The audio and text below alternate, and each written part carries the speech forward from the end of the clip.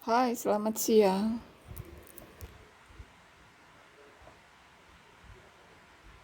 Hai, selamat siang juga. Ada yang bisa aku bantu hari ini? Apa kamu tahu prosedur keselamatan di kapal pesiar?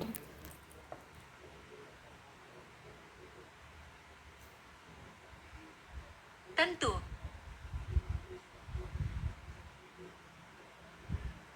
berikut adalah beberapa prosedur keselamatan di kapal pesiar.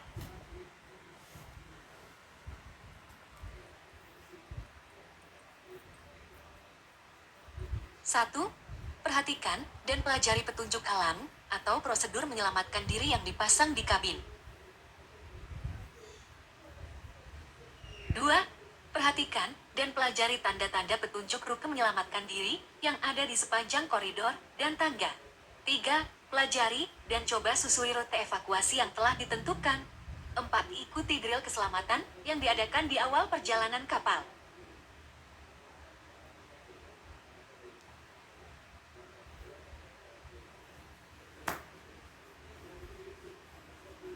Pada drill keselamatan, penumpang akan diajari cara menggunakan jaket pelampung, cara evakuasi, dan rute yang harus diikuti menuju Aduh, tempat pertemuan yang ditunjuk.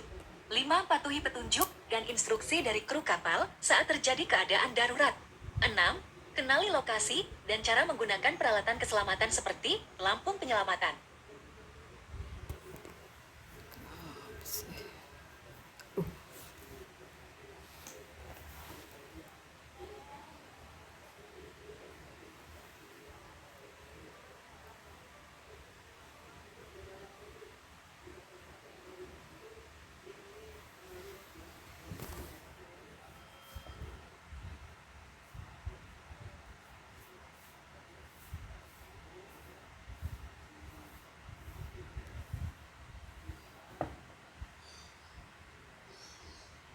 Sumber.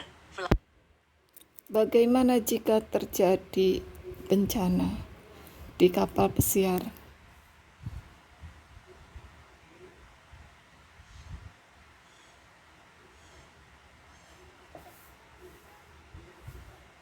Jika terjadi bencana di kapal pesiar, penting untuk tetap tenang dan mengikuti petunjuk keselamatan yang diberikan oleh kru kapal. Berikut adalah beberapa langkah yang dapat diambil dalam situasi tersebut.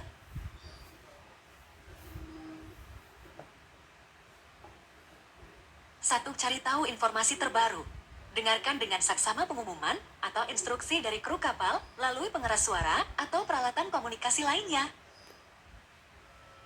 Jika ada, ikuti petunjuk evakuasi dan arah menuju tempat pertemuan yang telah ditentukan.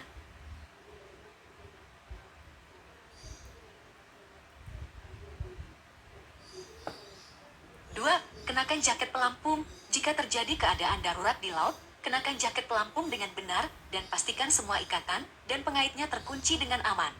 Jaket pelampung akan membantu menjaga Anda tetap mengapung jika harus meninggalkan kapal. 3. Ikuti rute evakuasi. Jika evakuasi diperlukan, ikuti rute evakuasi yang telah ditentukan. Patuhi instruksi dari kru kapal dan hindari panik. Jangan menggunakan lift, tetapi gunakan tangga darurat yang telah ditunjukkan.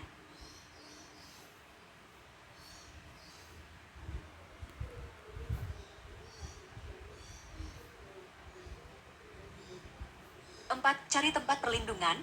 Jika tidak dapat meninggalkan kapal, cari tempat perlindungan yang aman seperti ruang penyelamatan atau area yang dilindungi dari bahaya. Dalam beberapa kasus, kapal pesiar dilengkapi dengan ruang penyelamatan yang dapat memberikan perlindungan tambahan.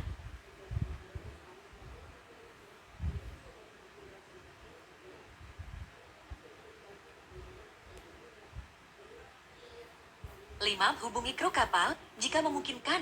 Hubungi kru kapal melalui telepon atau peralatan komunikasi lainnya untuk memberitahu mereka tentang keadaan Anda dan meminta bantuan jika diperlukan.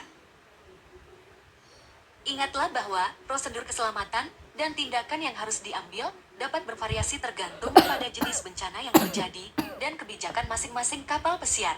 Selalu ikuti petunjuk dan instruksi dari kru kapal yang berwenang.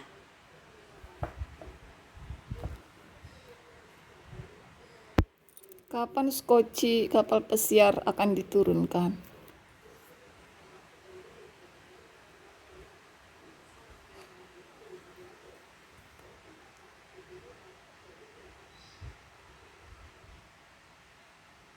Prosedur peluncuran sekoci kapal pesiar dapat bervariasi tergantung pada kapal dan peraturan yang berlaku. Namun, secara umum, berikut adalah beberapa langkah yang biasanya dilakukan. 1. Persiapan awal, pastikan pin pengaman telah dilepas dan kabel charge elektrik sudah terputus.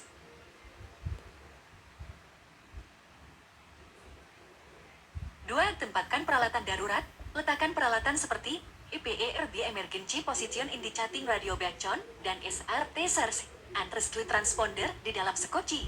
3. Peluncuran sekoci, ikuti petunjuk dari kru kapal tentang cara peluncuran sekoci.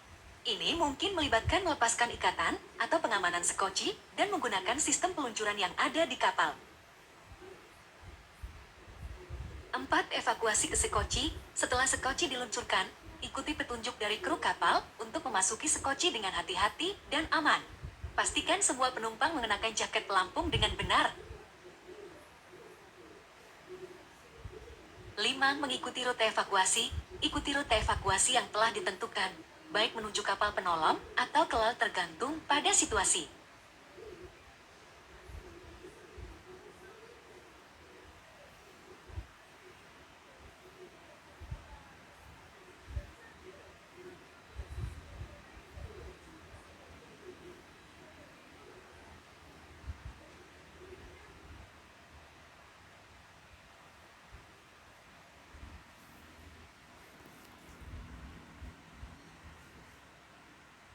Sumber, karya pelauta.com, manotes.mi.id, blhjkapal.blojspot.com, haumisiare24.id. Apakah ada pertanyaan lain yang ingin kamu tanyakan?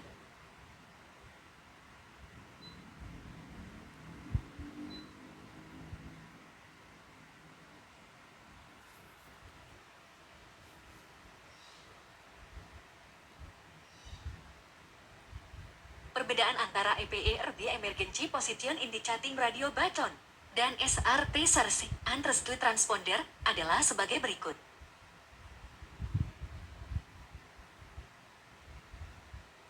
1. Fungsi dan sinyal.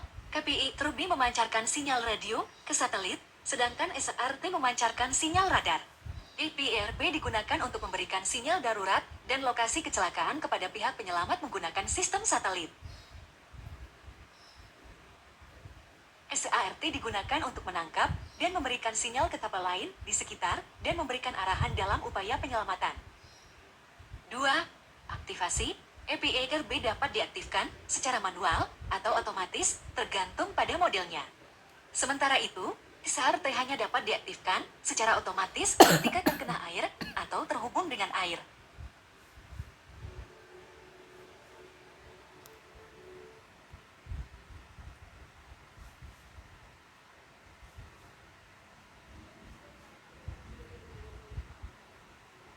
Tiga, jangkauan dan akurasi. EPI Trubi memiliki jangkauan yang lebih luas dan lebih akurat daripada SRT. Sinyal EPERB dapat mencapai satelit di luar angkasa, sementara SART bekerja dalam jangkauan radar kapal di sekitarnya. 4. Harga. Secara umum, EPERB cenderung lebih mahal daripada SART karena teknologi dan fungsi yang lebih canggih. EPERB dan SART adalah dua alat keselamatan penting yang digunakan di kapal untuk situasi darurat. EPERB digunakan untuk memberikan sinyal ke lokasi kecelakaan kepada pihak penyelamat, sedangkan SART digunakan untuk memberikan sinyal dan arahan kepada kapal lain dalam upaya penyelamatan.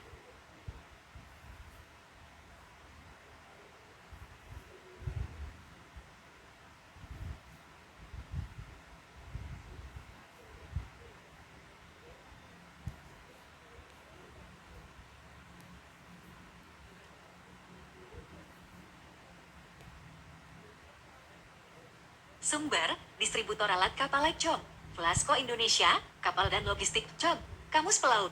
Apakah ada yang lain yang ingin kamu tanyakan?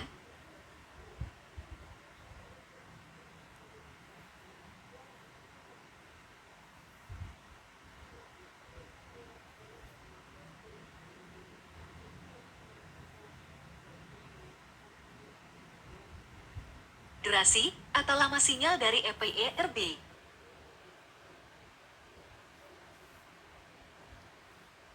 Emergency Position Indicating Radio Bacon. Dan SRT Searching and Rescue Transponder dapat terdeteksi oleh pihak penyelamat, dapat bervariasi tergantung pada kondisi dan jarak antara kapal yang memancarkan sinyal dengan pihak penyelamat. Berikut adalah beberapa informasi yang dapat saya temukan. EPIRB. Ketika EPIRB diaktifkan, sinyalnya akan dipancarkan ke satelit.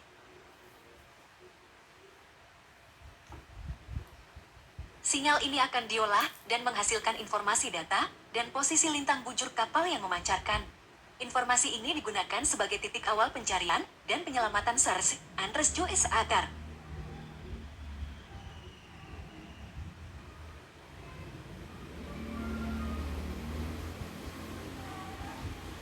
Jarak deteksi EPIRB dapat mencapai hingga 15 mil laut, sekitar 27 km tergantung pada kondisi lingkungan dan kemampuan peralatan pihak penyelamat. SART. Ketika SART terdeteksi atau terinterogasi oleh radar, SAT akan beralih ke mode transmit dan memancarkan sinyal audio dan visual.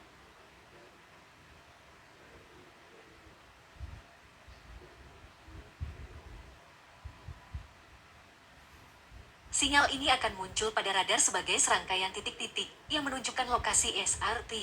Jarak deteksi SART biasanya sekitar 8 mil laut, sekitar 15 km dari target yang membutuhkan bantuan. Namun, penting untuk dicatat bahwa jarak deteksi yang spesifik dapat bervariasi tergantung pada banyak faktor, termasuk kondisi cuaca, tingkat kebisingan, dan kemampuan peralatan penyelamat. Selalu mengacu pada panduan dan instruksi penggunaan yang disediakan oleh produsen peralatan keselamatan laut.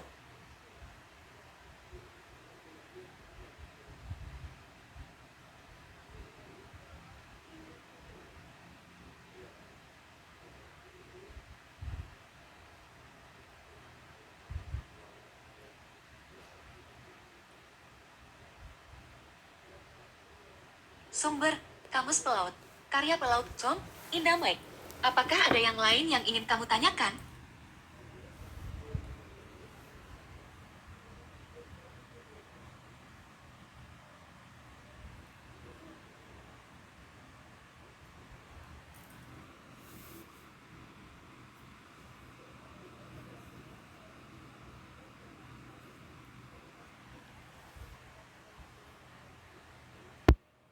Apakah ada jaminan keselamatan jika kita berada di atas kapal pesiar?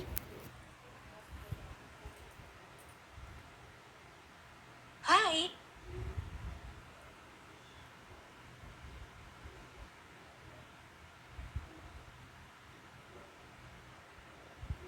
ketika Anda berada di atas kapal pesiar, ada berbagai langkah dan sistem yang diimplementasikan untuk memberikan jaminan keselamatan kepada penumpang. Berikut adalah beberapa faktor yang dapat memberikan jaminan keselamatan.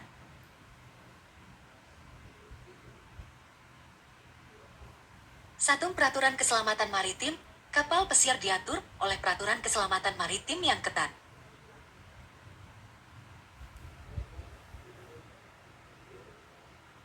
Peraturan ini mencakup persyaratan terkait desain kapal, peralatan keselamatan, prosedur evakuasi, dan pelatihan kru kapal.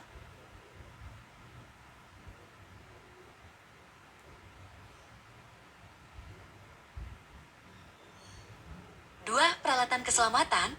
Kapal pesiar dilengkapi dengan peralatan keselamatan yang sesuai, seperti jaket pelampung, skoci, alat pemadam kebakaran, sistem alarm, dan peralatan komunikasi darurat. Peralatan ini dirawat dan diperiksa secara berkala untuk memastikan ketersediaan dan kelayakan penggunaannya.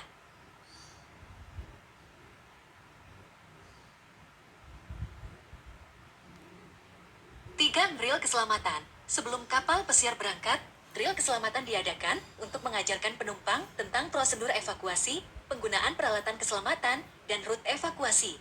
Drill ini membantu penumpang menjadi akrab dengan langkah-langkah yang harus diambil dalam situasi darurat. 4. Personel pelatihan. Kru kapal pesiar menjalani pelatihan yang ketat dalam hal keselamatan dan penanganan keadaan darurat. Mereka dilatih untuk merespons dengan cepat dan efektif dalam situasi darurat dan memberikan bantuan kepada penumpang.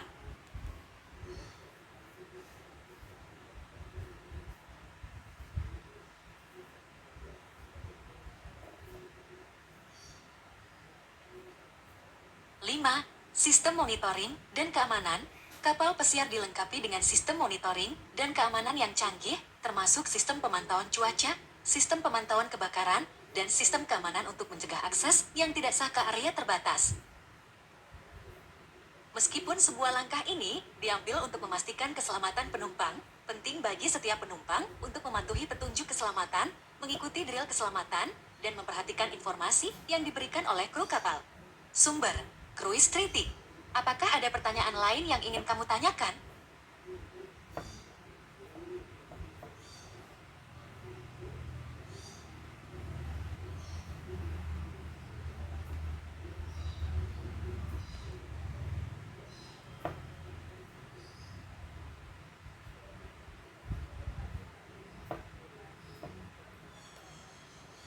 Sistem pemantauan cuaca di kapal pesiar memiliki peran penting dalam menjaga keselamatan penumpang. Berikut adalah beberapa cara sistem pemantauan cuaca membantu menjaga keselamatan.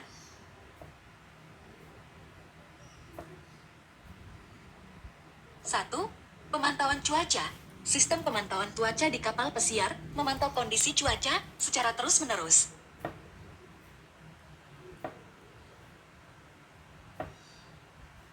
Ini mencakup pemantauan suhu, kelembaban udara, tekanan atmosfer, kecepatan, dan arah angin, serta perkiraan cuaca jangka pendek dan jangka panjang. Informasi ini membantu kru kapal untuk memperoleh pemahaman yang lebih baik tentang kondisi cuaca saat ini dan masa depan di sekitar kapal.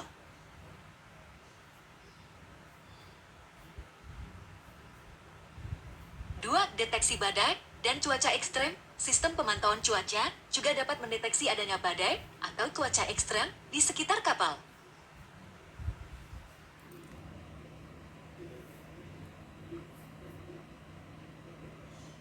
Dengan informasi ini, kru kapal dapat mengambil langkah-langkah pencegahan seperti mengubah rute, menghindari daerah berbahaya, atau mempersiapkan penumpang dengan peringatan dan petunjuk keselamatan yang sesuai. 3. Peringatan dini. Sistem pemantauan cuaca dapat memberikan peringatan dini tentang kondisi cuaca yang berpotensi berbahaya.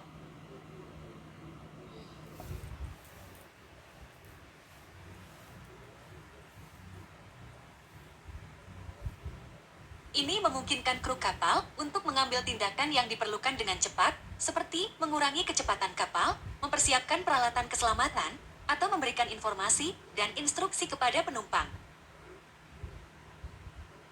4. Komunikasi dengan pihak luar. Sistem pemantauan cuaca juga memungkinkan kapal untuk berkomunikasi dengan pihak luar seperti pusat cuaca atau lembaga meteorologi.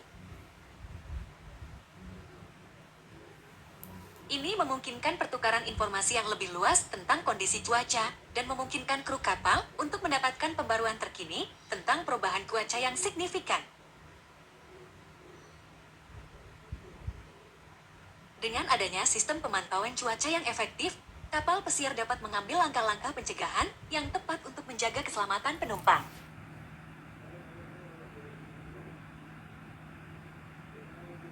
Namun, penting bagi penumpang untuk tetap memperhatikan petunjuk keselamatan dan instruksi dari kru kapal, terutama dalam kondisi cuaca yang buruk.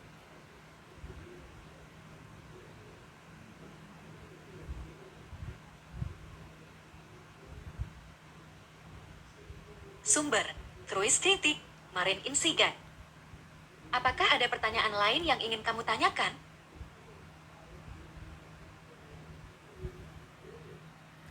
Apakah kru kapal pesiar semuanya dapat berenang di laut? Hai,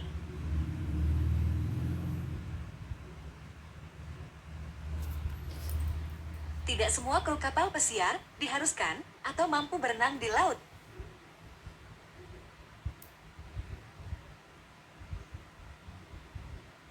Meskipun kemampuan berenang adalah keahlian yang dihargai dan diinginkan, ada beberapa faktor yang perlu dipertimbangkan.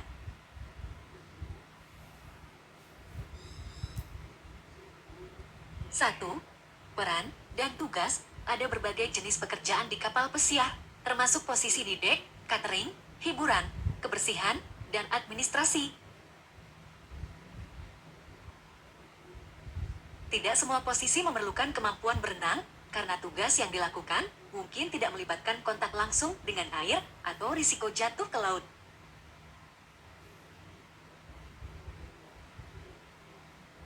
2. Pelatihan keselamatan. Meskipun tidak semua kru kapal harus bisa berenang, mereka diwajibkan untuk menjalani pelatihan keselamatan yang ketat. Pelatihan ini mencakup prosedur evakuasi, penggunaan peralatan keselamatan, dan penanganan keadaan darurat.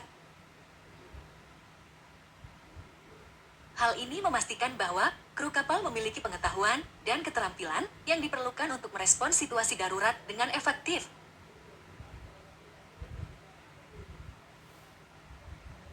3. Peralatan keselamatan. Kapal pesiar dilengkapi dengan peralatan keselamatan seperti jaket pelampung, sekoci, dan peralatan penyelamatan lainnya. Peralatan ini dirancang untuk memberikan perlindungan dan bantuan kepada kru kapal dan penumpang dalam keadaan darurat di laut. Meskipun tidak semua kru kapal pesiar harus bisa berenang, keselamatan tetap menjadi prioritas utama.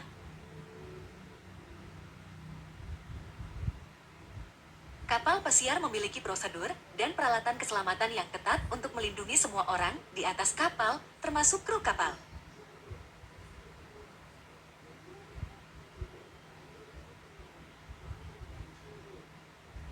Sumber: Cruise Critic, Marine Insight.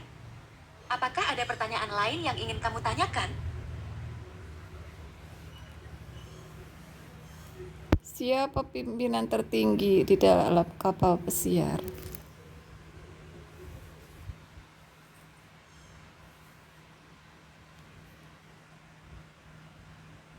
Pimpinan tertinggi di kapal pesiar biasanya adalah kapten kapal atau kapten kapal pesiar.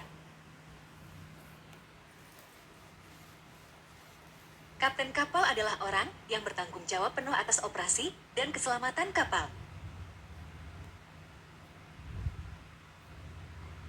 Mereka memiliki otoritas dan keputusan terakhir dalam segala hal yang berkaitan dengan kapal, termasuk navigasi, keamanan, dan penanganan keadaan darurat.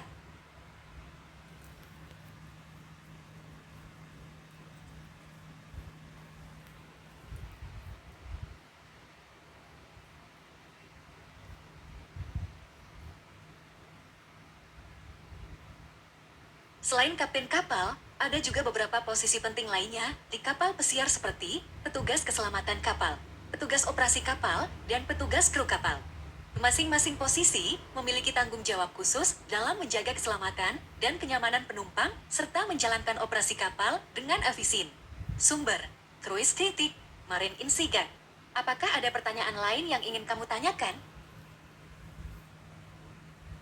Siapa yang bertanggung jawab atas rute kapal pesiar?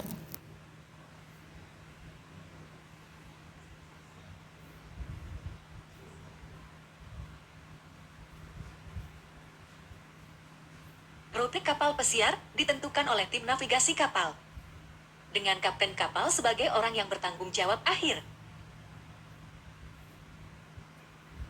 Berikut adalah beberapa pihak yang terlibat dalam menentukan rute kapal pesiar.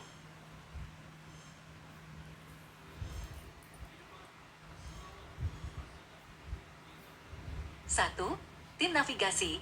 Tim navigasi kapal yang dipimpin oleh kapten kapal bertanggung jawab untuk merencanakan rute perjalanan kapal pesiar.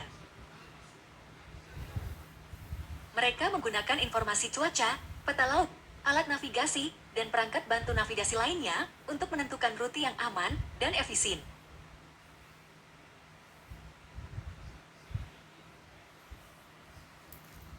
2. Ahli navigasi. Kapal pesiar juga dapat mengandalkan ahli navigasi eksternal seperti pilot pelabuhan atau perusahaan pelayaran untuk memberikan saran dan panduan dalam menentukan rute. Ahli navigasi ini memiliki pengetahuan mendalam tentang perairan dan kondisi navigasi di area tertentu. 3. Peraturan maritim. Rute kapal pesiar juga harus mematuhi peraturan maritim yang berlaku, termasuk peraturan pelayaran internasional dan nasional. Peraturan ini mencakup batasan navigasi, zona larangan, dan persyaratan keselamatan lainnya yang harus dipatuhi oleh kapal pesiar.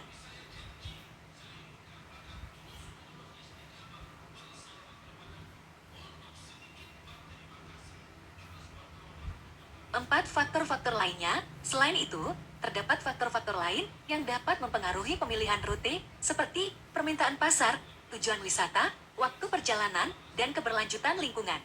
Kapal pesiar mungkin juga mempertimbangkan popularitas destinasi tertentu atau menghindari daerah dengan risiko keamanan atau cuaca yang tinggi. Dalam menentukan rute kapal pesiar, keselamatan, efisiensi, dan pengalaman penumpang menjadi faktor utama yang diperhatikan. Kapten kapal dan tim navigasi bertanggung jawab untuk memastikan bahwa rute yang dipilih aman, mengikuti peraturan, dan memenuhi kebutuhan penumpang.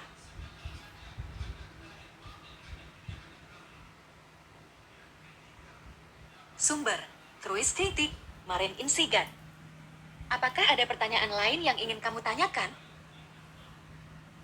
Apa yang akan dilakukan jika tujuan dari pelayaran kapal pesiar itu terhambat karena sesuatu hal?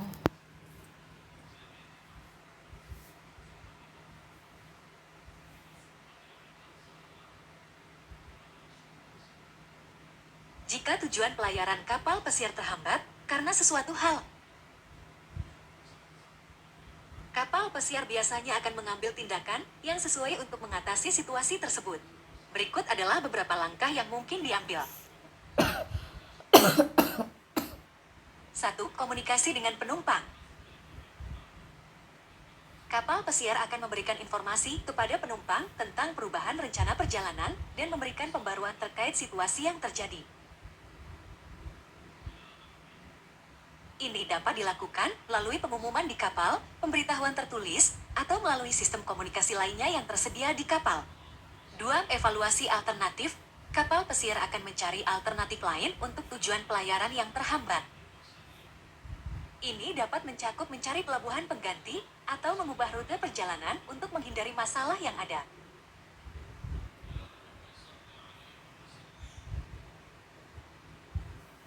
Kapal pesiar akan mempertimbangkan faktor-faktor seperti ketersediaan pelabuhan, keamanan, dan kenyamanan penumpang dalam menentukan alternatif yang terbaik.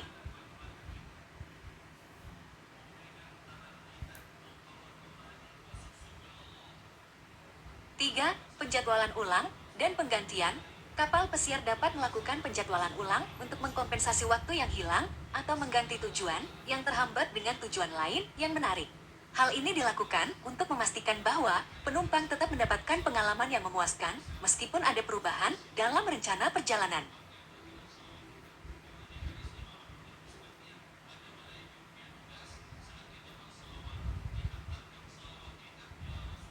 4. Pelayanan dan kompensasi. Kapal pesiar dapat memberikan pelayanan tambahan atau kompensasi kepada penumpang sebagai bentuk penggantian atas ketidaknyamanan yang diakibatkan oleh perubahan rencana perjalanan.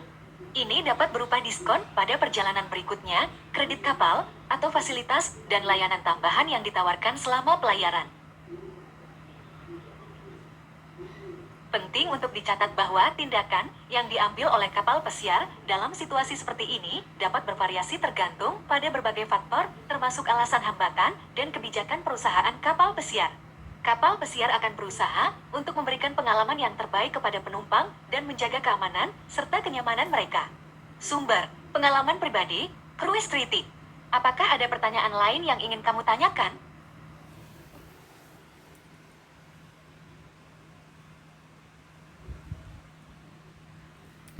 Apa yang akan dilakukan jika ada orang meninggal di dalam kapal pesiar?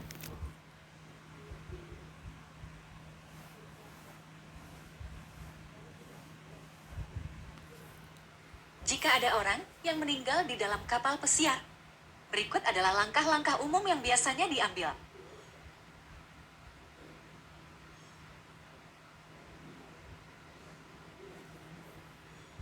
1. Tim medis. Kapal pesiar biasanya memiliki tim medis yang terlatih dan dilengkapi untuk merawat penumpang yang sakit atau menghadapi keadaan darurat medis. Jika ada orang yang meninggal di dalam kapal, tim medis akan segera merespons dan memberikan perawatan medis yang diperlukan. Mereka juga akan berkoordinasi dengan pihak berwenang dan ahli forensik jika diperlukan.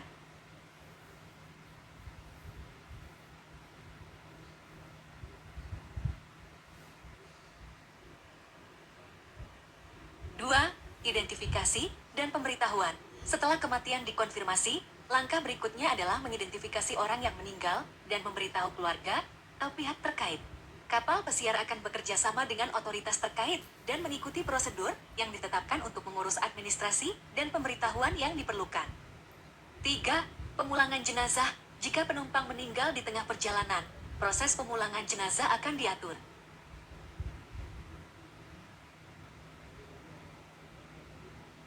Kapal pesiar akan berkoordinasi dengan keluarga atau pihak yang bertanggung jawab untuk mengatur pemulangan jenazah sesuai dengan prosedur dan persyaratan yang berlaku.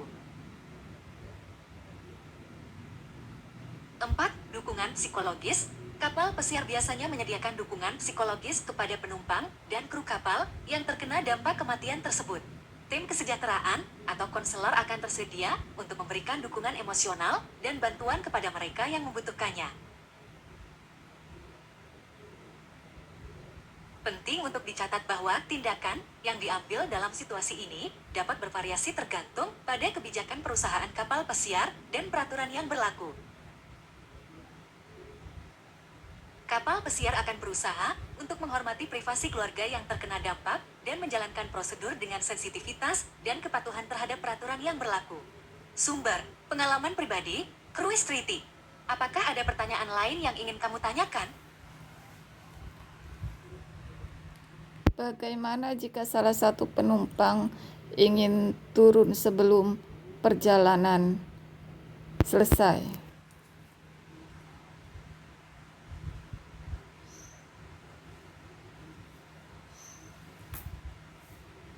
Jika seorang penumpang ingin turun dari kapal pesiar sebelum perjalanan selesai, berikut adalah beberapa hal yang perlu dipertimbangkan.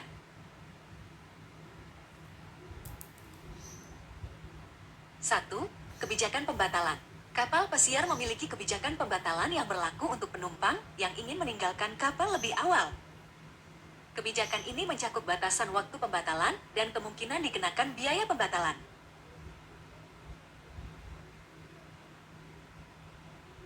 Penumpang perlu menghubungi pihak kapal atau agen perjalanan mereka untuk mengetahui lebih lanjut tentang kebijakan pembatalan yang berlaku. 2. Izin dan prosedur. Penumpang yang ingin turun sebelum perjalanan selesai perlu meminta izin dari kru kapal atau petugas yang berwenang. Mereka juga perlu mengikuti prosedur yang ditetapkan oleh kapal pesiar untuk meninggalkan kapal dengan aman dan legal. Ini termasuk mengisi formulir dan memberikan informasi yang diperlukan.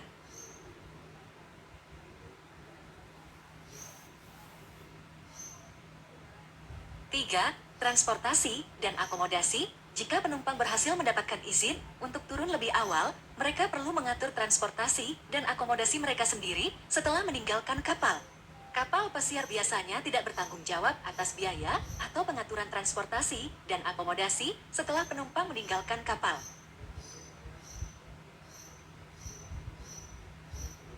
Penting untuk dicatat bahwa keputusan untuk turun sebelum perjalanan selesai adalah keputusan pribadi dan penumpang perlu mempertimbangkan konsekuensi dan implikasi yang mungkin terjadi. Jika ada kekhawatiran atau pertimbangan khusus, disarankan untuk menghubungi pihak kapal atau agen perjalanan sebelumnya untuk mendapatkan informasi yang lebih akurat dan terkini. Sumber, pengalaman pribadi, Cruise Treaty. Apakah ada pertanyaan lain yang ingin kamu tanyakan?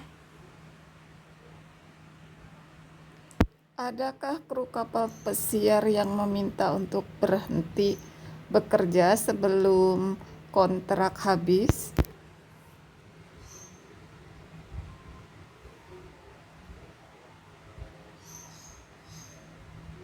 Ya.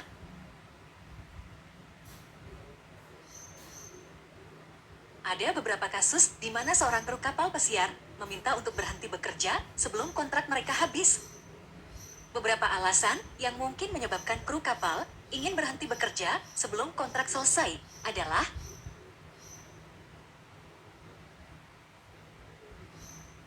1.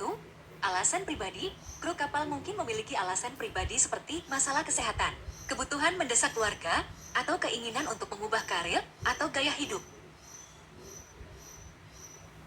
Mereka mungkin merasa bahwa berhenti bekerja sebelum kontrak selesai adalah keputusan terbaik bagi mereka dalam situasi tertentu.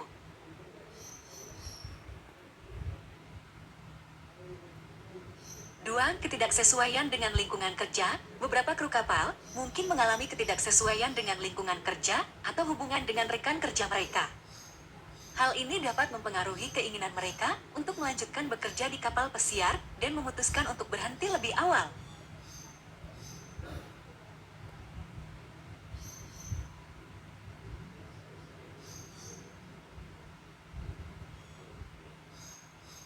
Tiga, kondisi kerja yang tidak memuaskan. Beberapa kru kapal mungkin menghadapi kondisi kerja yang tidak memuaskan seperti jam kerja yang panjang, tekanan kerja yang tinggi, atau kurangnya dukungan dari manajemen. Hal ini dapat mempengaruhi keputusan mereka untuk berhenti sebelum kontrak selesai.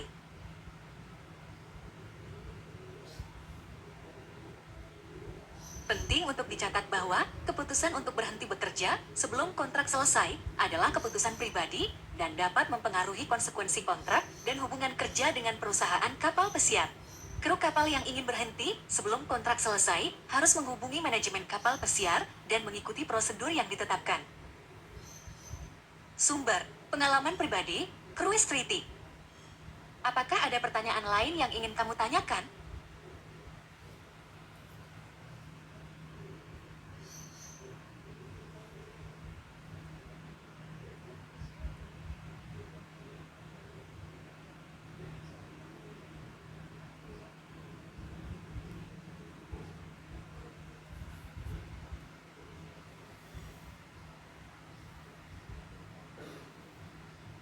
Ya,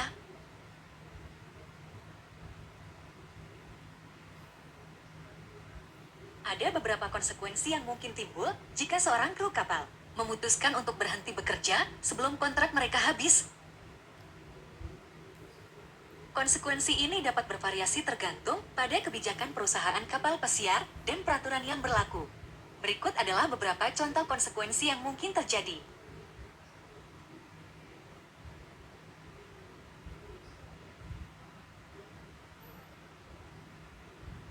Satu, pelanggaran kontrak.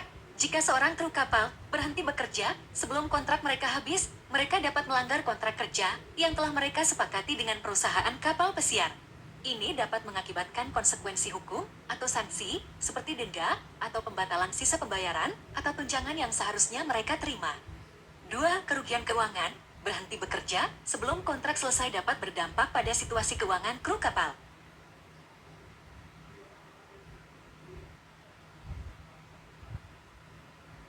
Mereka mungkin kehilangan sumber pendapatan yang diharapkan dari kontrak tersebut, serta kehilangan tunjangan dan manfaat lainnya yang biasanya diberikan oleh perusahaan kapal pesiar. Tiga, reputasi profesional. Keputusan untuk berhenti bekerja sebelum kontrak selesai dapat mempengaruhi reputasi profesional kru kapal. Ini dapat mempengaruhi peluang kerja di masa depan dengan perusahaan kapal pesiar lainnya atau dalam industri pelayaran secara umum. Perusahaan kapal pesiar dapat berbagi informasi tentang kinerja dan keputusan kru kapal dengan perusahaan lain.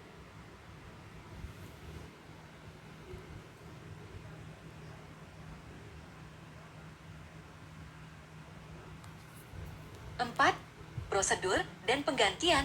Jika seorang kru kapal memutuskan untuk berhenti sebelum kontrak selesai, mereka perlu mengikuti prosedur yang ditetapkan oleh perusahaan kapal pesiar untuk pengunduran diri. Ini termasuk memberikan pemberitahuan tertulis dan mengikuti proses administratif yang diperlukan.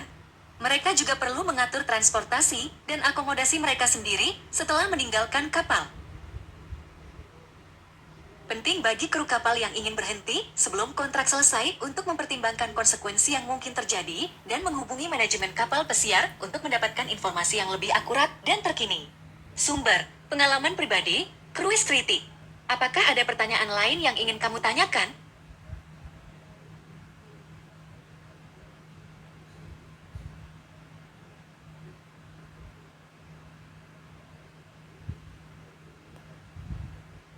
Ya, dalam industri pelayaran. Ada aturan dan prosedur khusus yang mengatur pengunduran diri kru kapal.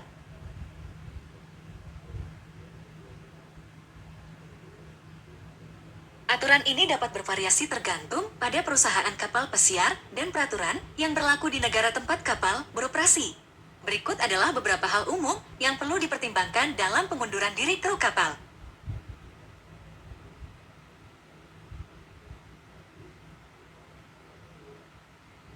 1.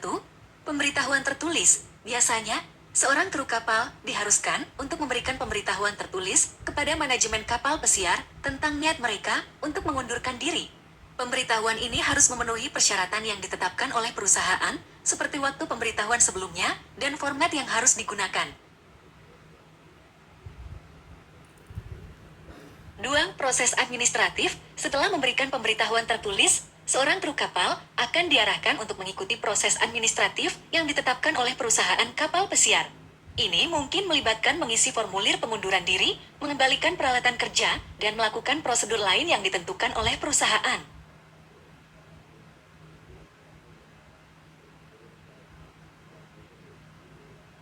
3. Pembayaran dan tunjangan. Terkait dengan pengunduran diri, perusahaan kapal pesiar akan meninjau kontrak kerja dan kebijakan yang berlaku untuk menentukan pembayaran dan tunjangan yang harus diberikan kepada kru kapal.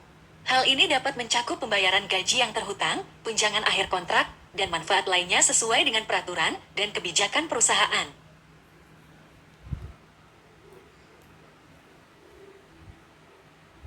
4. Repatriasi. Jika kru kapal adalah warga negara asing dan berada di luar negara asal mereka pada saat pengunduran diri, perusahaan kapal pesiar biasanya bertanggung jawab untuk mengatur repatriasi kru kapal ke negara asal mereka. Ini melibatkan pengaturan transportasi dan akomodasi yang diperlukan untuk kru kapal kembali ke rumah.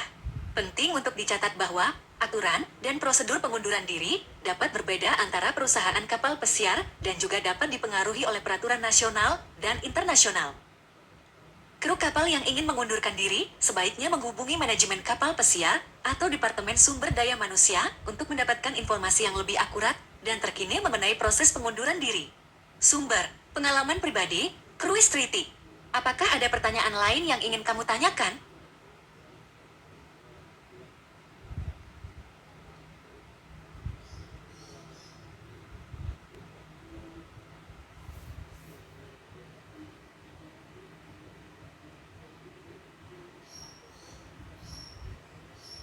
Perusahaan kapal pesiar menentukan jumlah pembayaran dan tunjangan yang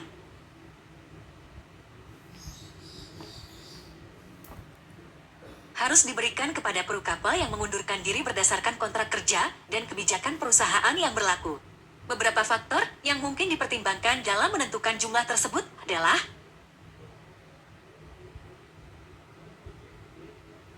1.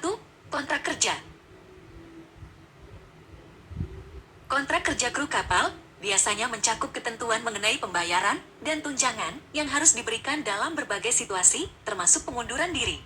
Kontrak dapat mencakup persyaratan waktu pemberitahuan sebelumnya, persyaratan pengunduran diri, dan ketentuan pembayaran yang berlaku.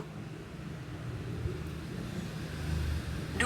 Durasi kontrak, jumlah pembayaran, dan tunjangan yang harus diberikan kepada kru kapal yang mengundurkan diri juga dapat dipengaruhi oleh durasi sisa kontrak mereka. Jika kru kapal mengundurkan diri pada awal kontrak, pembayaran dan tunjangan yang diberikan mungkin berbeda dengan mereka yang mengundurkan diri mendekati akhir kontrak. 3. Kinerja dan penilaian. Sebagian perusahaan kapal pesiar mungkin mempertimbangkan kinerja kru kapal dan penilaian kinerja mereka dalam menentukan jumlah pembayaran dan tunjangan yang harus diberikan. Kru kapal yang memiliki kinerja yang baik dan penilaian positif mungkin mendapatkan kompensasi yang lebih baik dibandingkan dengan mereka yang memiliki kinerja yang buruk. 4. Kebijakan perusahaan. Setiap perusahaan kapal pesiar memiliki kebijakan internal yang mengatur pembayaran dan tunjangan yang diberikan kepada kru kapal yang mengundurkan diri. Kebijakan ini dapat mencakup persentase pembayaran yang harus diberikan, tunjangan akhir kontrak, dan manfaat lainnya yang sesuai dengan kebijakan perusahaan. Penting untuk dicatat bahwa jumlah pembayaran dan tunjangan yang harus diberikan kepada kru kapal yang mengundurkan diri dapat bervariasi tergantung pada perusahaan kapal pesiar dan peraturan yang berlaku.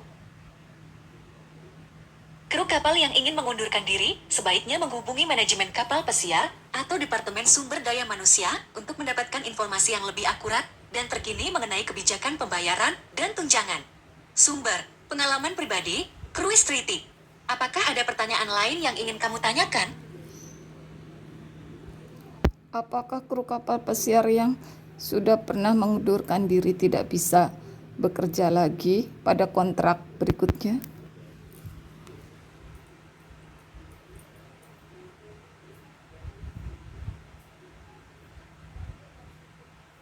Tidak ada aturan yang secara khusus melarang seorang kru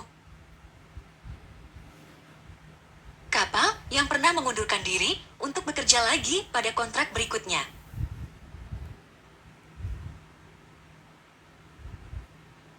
Keputusan untuk mempekerjakan kembali seorang kru kapal yang sebelumnya mengundurkan diri sepenuhnya tergantung pada kebijakan perusahaan, kapal pesiar, dan evaluasi kinerja, serta alasan pengunduran diri sebelumnya. Beberapa perusahaan kapal pesiar mungkin memiliki kebijakan yang mempertimbangkan pengunduran diri sebelumnya dalam proses perekrutan kembali. Alasan pengunduran diri, kinerja sebelumnya, dan rekam jejak kru kapal dapat menjadi faktor yang dipertimbangkan dalam proses pengambilan keputusan. Namun, banyak perusahaan kapal pesiar juga memberikan kesempatan kedua kepada kru kapal yang sebelumnya mengundurkan diri.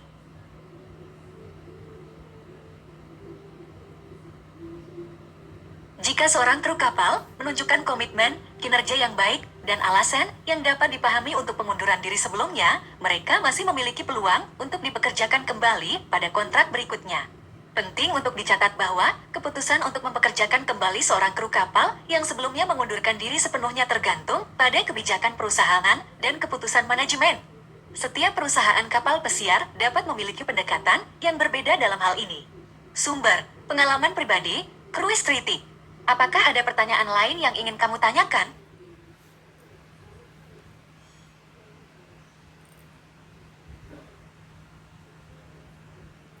Surat-surat apa yang harus dilengkapi jika kita akan menjadi kru kapal pesiar?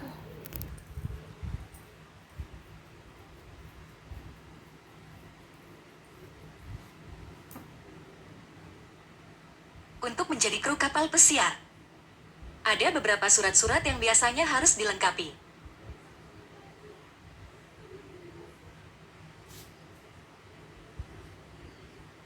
Namun, persyaratan ini dapat bervariasi tergantung pada perusahaan kapal pesiar dan posisi yang Anda lamar.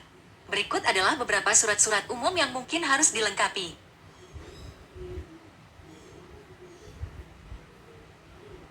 1. Surat lamaran. Surat lamaran adalah dokumen yang digunakan untuk mengajukan permohonan pekerjaan sebagai kru kapal pesiar. Surat ini harus mencakup informasi pribadi, pengalaman kerja terkait, dan alasan mengapa Anda tertarik untuk bekerja di kapal pesiar.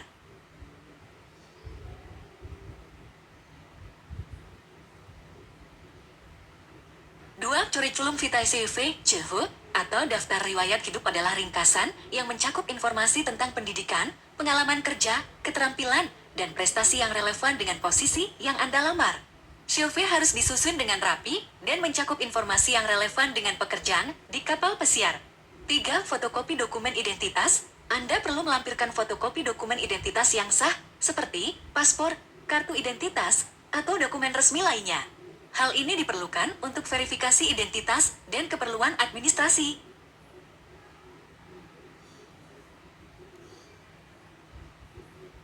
4. Sertifikat dan lisensi. Jika Anda melamar posisi yang membutuhkan sertifikat atau lisensi khusus, seperti sertifikat pelayanan makanan atau sertifikat keselamatan maritim, Anda perlu melampirkan salinan sertifikat atau lisensi tersebut.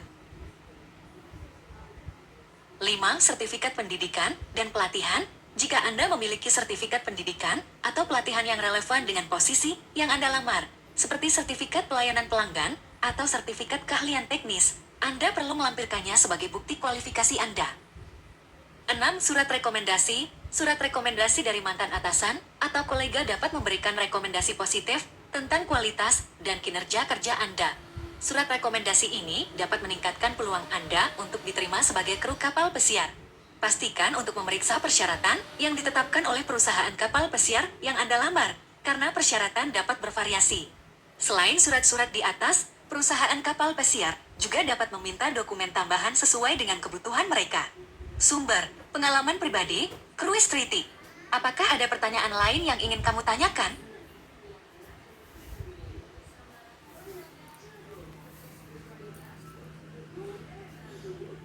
Bagaimana caranya agar kita dapat menjadi kapten kapal pesiar?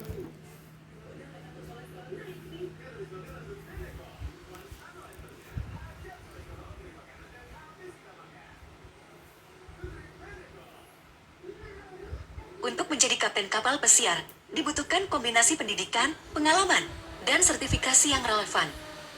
Berikut adalah langkah-langkah umum yang dapat diambil untuk mencapai tujuan tersebut.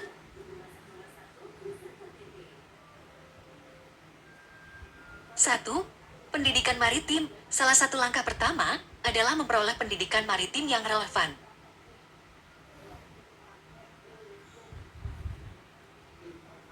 Anda dapat mengikuti program pendidikan di institusi maritim atau universitas yang menawarkan program terkait dengan navigasi, teknik kapal, atau manajemen maritim.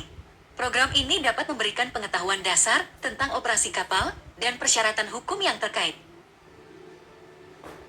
2. Pelatihan dan sertifikasi. Setelah mendapatkan pendidikan maritim, Anda perlu mengikuti pelatihan dan mendapatkan sertifikasi yang diperlukan untuk menjadi kapten kapal pesiar. Ini termasuk sertifikasi sebagai perwira navigasi, seperti Sertifikat Deck Officer Class yang dikeluarkan oleh otoritas maritim yang berwenang. 3. Pengalaman kerja. Untuk mencapai posisi kapten kapal pesiar, pengalaman kerja yang relevan sangat penting. Biasanya, Anda akan memulai sebagai perwira navigasi junior dan bekerja di bawah arahan kapten kapal. Selama bertahun-tahun, Anda akan memperoleh pengalaman yang berharga dalam navigasi, keselamatan maritim, manajemen kru, dan operasi kapal lainnya. 4. Naik pangkat. Untuk menjadi kapten kapal pesiar, Anda perlu naik pangkat melalui sistem peringkat perwira navigasi. Ini melibatkan mengumpulkan jam pelayaran yang diperlukan, memenuhi persyaratan pelatihan, dan sertifikasi yang lebih tinggi, dan mendapatkan pengalaman yang cukup dalam posisi perwira navigasi yang lebih senior.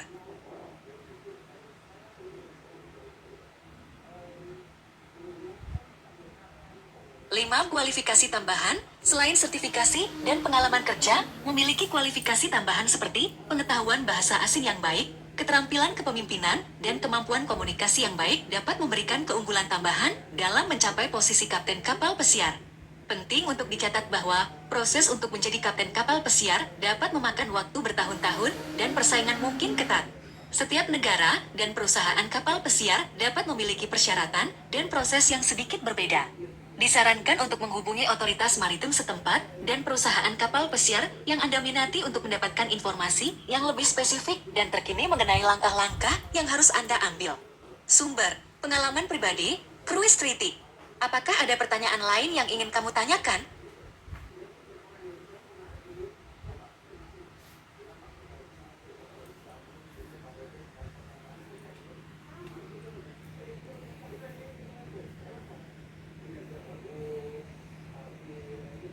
Ya, setelah menjadi kapten kapal pesiar, ada peluang untuk bekerja di kapal pesiar internasional.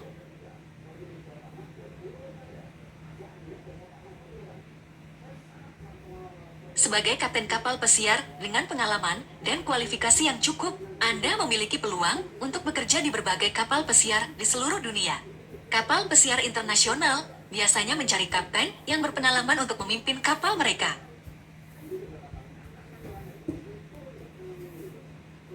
Bekerja di kapal pesiar internasional dapat memberikan pengalaman yang berbeda dan kesempatan untuk menjelajahi berbagai destinasi di seluruh dunia. Anda akan bekerja dengan kru dari berbagai negara dan berinteraksi dengan penumpang dari berbagai budaya. Ini dapat memperluas wawasan Anda secara pribadi dan profesional. Namun, penting untuk dicatat bahwa persaingan untuk posisi kapten kapal pesiar internasional mungkin ketat.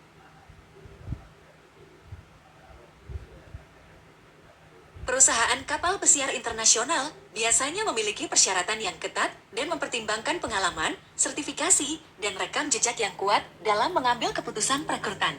Untuk meningkatkan peluang Anda, Penting untuk terus meningkatkan keterampilan dan pengetahuan Anda, serta tetap memperbarui sertifikasi yang relevan. Juga, menjaga hubungan yang baik dengan kontak profesional di industri pelayaran dan mencari peluang pengembangan karir yang dapat meningkatkan profil Anda. Sumber, pengalaman pribadi, Cruise Treaty. Apakah ada pertanyaan lain yang ingin kamu tanyakan?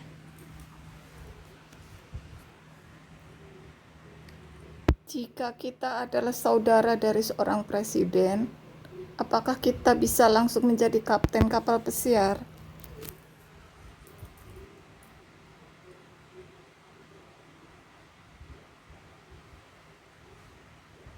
Tidak. Menjadi saudara dari seorang presiden tidak memberikan akses langsung atau jaminan untuk menjadi kapten kapal pesiar. Posisi kapten kapal pesiar ditentukan oleh kualifikasi, pengalaman, dan sertifikasi yang relevan dalam industri pelayaran. Proses untuk menjadi kapten kapal pesiar melibatkan pendidikan maritim, pelatihan, pengalaman kerja, dan memenuhi persyaratan sertifikasi yang ditetapkan oleh otoritas maritim yang berwenang. Kualifikasi ini harus diperoleh melalui usaha, dedikasi, dan kemampuan yang relevan dalam bidang navigasi dan manajemen kapal.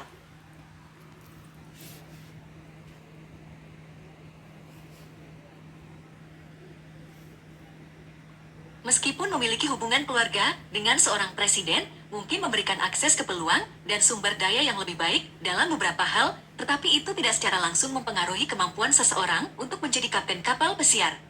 Proses dan persyaratan yang sama akan berlaku untuk semua calon kapten kapal pesiar, terlepas dari latar belakang keluarga mereka. Sumber, pengalaman pribadi. Apakah ada pertanyaan lain yang ingin kamu tanyakan? Apakah jika saya adalah anak seorang kapten kapal, bisa meneruskan menjadi kapten kapal?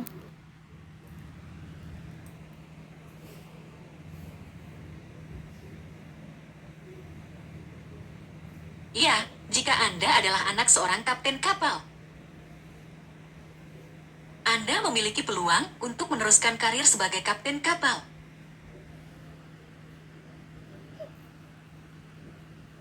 Memiliki latar belakang keluarga dalam industri pelayaran dapat memberikan keuntungan dalam pemahaman awal tentang pekerjaan dan lingkungan kerja di kapal pesiar. Namun, penting untuk diingat bahwa menjadi kapten kapal masih membutuhkan upaya, pendidikan, dan pengalaman yang relevan. Berikut adalah beberapa langkah yang dapat Anda ambil untuk meneruskan karir sebagai kapten kapal. 1. Pendidikan maritim. Pendidikan maritim yang relevan adalah langkah penting dalam mempersiapkan diri untuk menjadi kapten kapal. Anda dapat mengikuti program pendidikan di institusi maritim yang menawarkan program terkait dengan navigasi, teknik kapal, atau manajemen maritim. Program ini akan memberikan pengetahuan dan keterampilan yang diperlukan untuk memahami operasi kapal dan persyaratan hukum yang terkait. 2. Pelatihan dan sertifikasi. Setelah mendapatkan pendidikan maritim, Anda perlu mengikuti pelatihan dan mendapatkan sertifikasi yang diperlukan untuk menjadi kapten kapal. Ini termasuk sertifikasi sebagai perwira navigasi, seperti Sertifikat Deck Officer Class yang dikeluarkan oleh otoritas maritim yang berwenang. 3. Pengalaman kerja.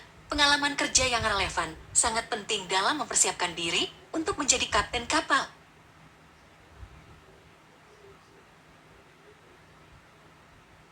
Mulailah sebagai perwira navigasi junior dan bekerja di bawah arahan kapten kapal untuk memperoleh pengalaman praktis dalam navigasi, keselamatan maritim, manajemen kru, dan operasi kapal lainnya.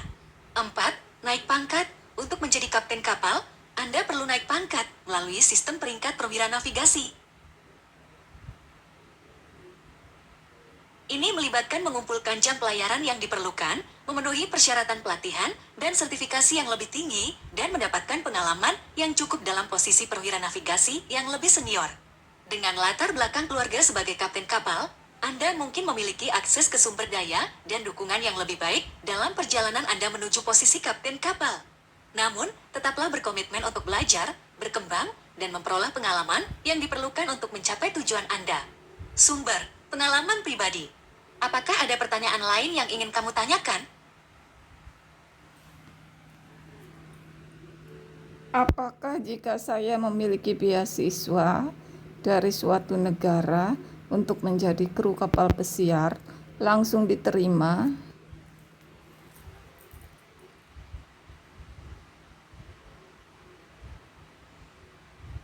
Memiliki beasiswa dari suatu negara untuk menjadi kru kapal. Pesiar dapat meningkatkan peluang Anda untuk diterima dalam program pelatihan atau pendidikan maritim yang relevan. Beasiswa tersebut dapat memberikan dukungan finansial dan pengakuan atas potensi dan komitmen Anda dalam mengembangkan karir di industri pelayaran. Namun, penting untuk dicatat bahwa diterima sebagai kru kapal pesiar tidak hanya bergantung pada memiliki beasiswa.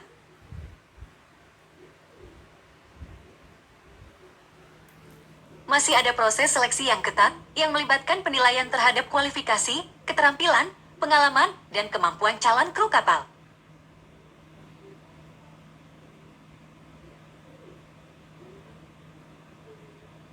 Dalam proses seleksi, perusahaan kapal pesiar biasanya mempertimbangkan faktor-faktor seperti latar belakang pendidikan, sertifikasi yang relevan, kemampuan bahasa, keterampilan interpersonal, dan motivasi untuk bekerja di industri pelayaran.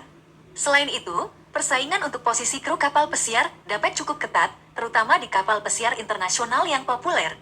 Meskipun memiliki beasiswa dapat menjadi keunggulan, tetap penting untuk memenuhi persyaratan dan standar yang ditetapkan oleh perusahaan kapal pesiar yang Anda minati.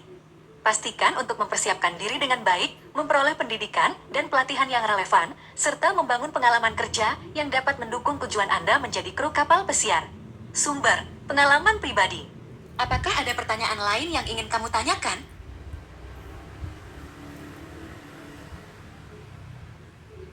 Apa syarat seorang perempuan menjadi kru kapal pesiar?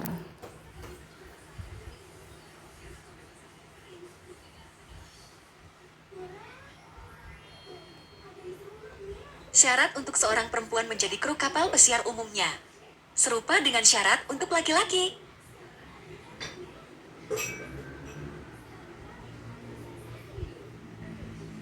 Industri pelayaran telah mengalami perkembangan yang signifikan dalam memperluas kesempatan bagi perempuan untuk bekerja di kapal pesiar.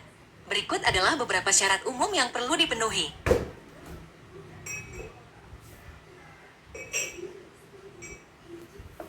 Satu, kualifikasi pendidikan. Seorang perempuan yang ingin menjadi kru kapal pesiar harus memenuhi persyaratan pendidikan yang ditetapkan oleh perusahaan kapal pesiar.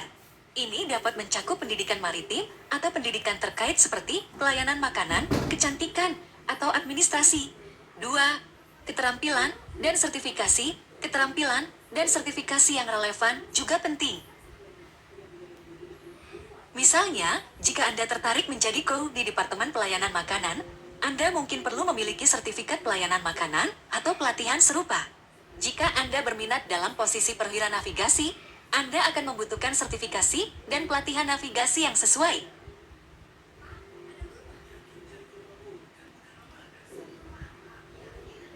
3. Kesehatan dan kebugaran. Seperti halnya dengan semua kru kapal pesiar, perempuan juga harus memenuhi persyaratan kesehatan dan kebugaran yang ditetapkan oleh perusahaan kapal pesiar. Ini mungkin melibatkan pemeriksaan medis, tes kebugaran fisik, dan persyaratan kesehatan lainnya. 4. Keterampilan bahasa. Kemampuan berkomunikasi dalam bahasa Inggris umumnya menjadi syarat penting dalam industri pelayaran. Kemampuan bahasa lain seperti bahasa Spanyol atau bahasa-bahasa populer lainnya juga dapat menjadi nilai tambah. 5. Kesediaan untuk bekerja di laut. Pekerjaan di kapal pesiar melibatkan tinggal dan bekerja di laut untuk periode yang panjang. Seorang perempuan yang ingin menjadi kru kapal pesiar harus siap untuk menghadapi tantangan dan penyesuaian yang terkait dengan kehidupan di atas kapal. Selain itu, penting untuk dicatat bahwa setiap perusahaan kapal pesiar dapat memiliki persyaratan khusus atau preferensi tertentu. Oleh karena itu, disarankan untuk menghubungi perusahaan kapal pesiar yang Anda minati untuk mendapatkan informasi yang lebih spesifik mengenai persyaratan dan proses perekrutan. Sumber, pengalaman pribadi. Apakah ada pertanyaan lain yang ingin kamu tanyakan? Apakah seorang perempuan yang memiliki suami dan anak dapat bekerja di kapal pesiar?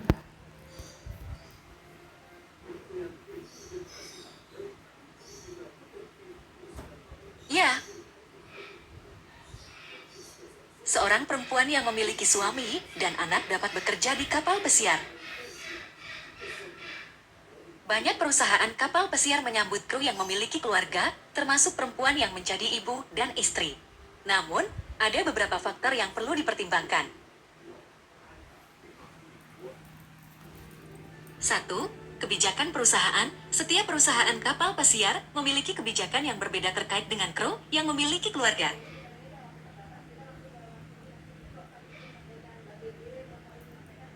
Beberapa perusahaan mungkin memiliki program dan fasilitas yang dirancang khusus untuk mendukung kru yang memiliki anak, seperti penitipan anak di kapal atau cuti yang disesuaikan dengan kebutuhan keluarga. 2. Jangka waktu kontrak. Pekerjaan di kapal pesiar melibatkan tinggal dan bekerja di kapal selama periode tertentu.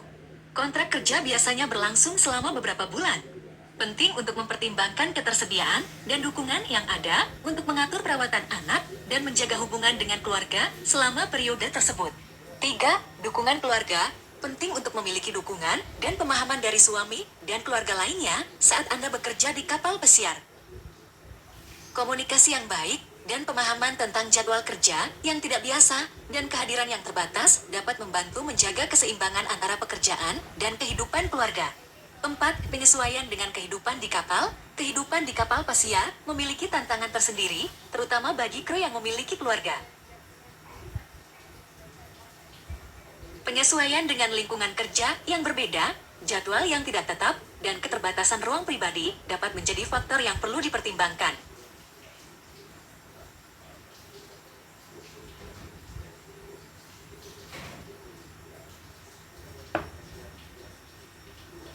Seorang perempuan yang ingin bekerja di kapal pesiar dan memiliki suami dan anak harus mempertimbangkan semua faktor ini dan berbicara dengan perusahaan kapal pesiar yang diminati untuk mengetahui lebih lanjut tentang kebijakan dan fasilitas yang tersedia untuk kru dengan keluarga.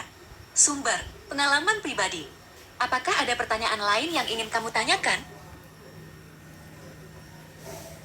Apakah kru kapal pesiar diperbolehkan membawa semua anggota keluarganya?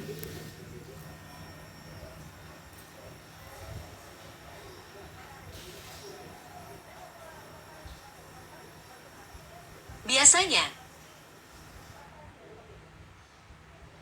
kru kapal pesiar tidak diperbolehkan membawa semua anggota keluarganya saat bekerja di kapal pesiar. Kehidupan di kapal pesiar melibatkan jadwal kerja yang intensif dan tinggal di lingkungan yang terbatas. Oleh karena itu, perusahaan kapal pesiar umumnya memiliki kebijakan yang membatasi kehadiran anggota keluarga di kapal. Namun, ada beberapa pengecualian tergantung pada perusahaan kapal pesiar dan posisi kru yang dipegang. Beberapa perusahaan mungkin memiliki program khusus yang memungkinkan pasangan atau anggota keluarga tertentu untuk bergabung dengan kru dalam beberapa situasi tertentu. Misalnya, ada beberapa kapal pesiar yang memiliki fasilitas penitipan anak di kapal untuk mendukung kru yang memiliki anak.